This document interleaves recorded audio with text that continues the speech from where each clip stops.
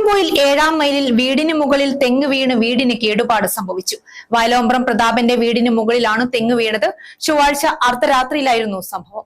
വീട്ടിൽ പ്രതാപനും ഭാര്യയും മാത്രമായിരുന്നു ഉണ്ടായിരുന്നത്. ഇവർ ഉറങ്ങിക്കിടക്കുമ്പോഴായിരുന്നു സംഭവം.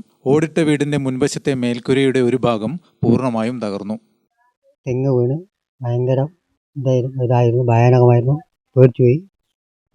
രണ്ടാളെല്ലാം ഭാര്യയും ഞാനും ഇല്ലായിരുന്നു. ഇതായിപ്പോയി.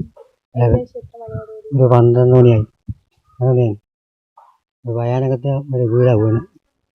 രണ്ടാളെ രാത്രി 12 മണിയായി.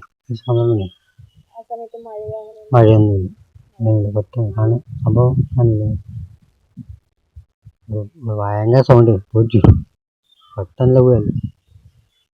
എന്താണെന്ന് എങ്ങോട്ടാണെങ്കിലും അത് വല്ലാത്തത്. ഉറങ്ങുന്ന സമയത്തില്ല. കാരണം വീട് പഴയ വീട്. പ്രതാപനും ഭാര്യയും പരിക്കേൽക്കാതെ രക്ഷപ്പെട്ടു.